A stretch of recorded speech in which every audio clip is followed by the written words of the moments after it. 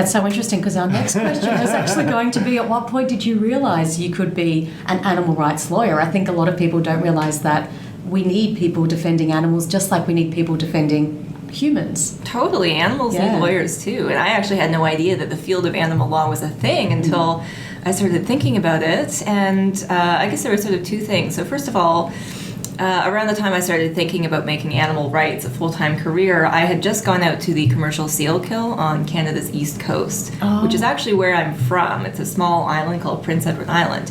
And the seal hunt happens kind of in the surrounding areas and the surrounding provinces, not so much in my province itself. But I went out to the seal hunt for the first time with Humane Society International and the Humane Society of the United States. And that was the very first time I was surrounded by all of these people who were working full-time for animal protection. Some of them were campaigners, some of them did public relations, some of them did videography and photography on the ice to expose those images to the world. And I just thought, this is exactly what I want to do. And that was actually when I went vegan, too. I'd wanted to before that, but that was the first time I'd met a bunch of other vegans. Yeah. It goes back to community being important. Yes. Absolutely. So you were actually there. Did you witness the clubbing of seals? I did, yeah. Oh, they club them, and they also shoot them with high-powered rifles from boats. And it's incredibly heartbreaking to witness it. It's very difficult to do that work accurately out in the middle of the ocean. So there's shifting ice flows, there's driving sleet and hail and snow, and poor visibility. So sometimes if sealers are shooting the seals from boats, they will miss. If they don't miss, oftentimes the animals don't die right away anyway, and they often will finish them off with hackapicks if they've first been shot, or sometimes they just go and walk on the ice and club them with hackapicks as the first instance. Most recently, you and your team, Animal Justice, have been successful in getting 4 new bills enacted into legislation here in Canada. We want to talk about those individually now.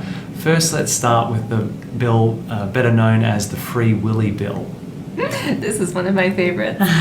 Well, it's been a long, long journey, but what this bill does, it was Bill S-203 for anyone who wants to look up the precise details, but it was a Senate bill that eliminates the practice of keeping whales and dolphins in captivity in Canada. So tremendous step, something that some of the other countries around the world have done, but still not many yet. So Canada can legitimately claim to be leading, at least in this regard.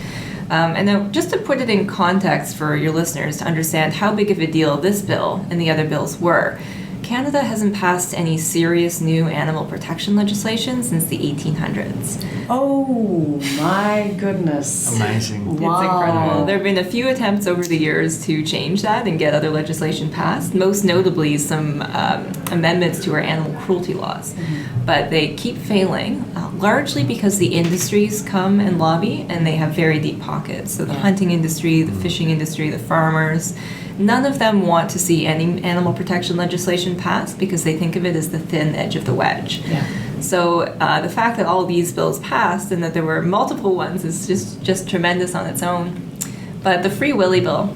I love the name, by the way. I know. And it's wonderful. Actually, we were talking about films recently on one of our podcast episodes that involve issues of animal rights in some way, and we discussed Free Willy. We did. And just how that kind of started this idea that, should we not be keeping these majestic animals in tanks? And then, of course, we had the film Blackfish come out many years after that, but still it was like this momentum around this issue has been growing for decades now. I think that's right. Yeah, and now we're seeing changes in legislation, which is perfect. So, tell us more about it. What does it actually mean?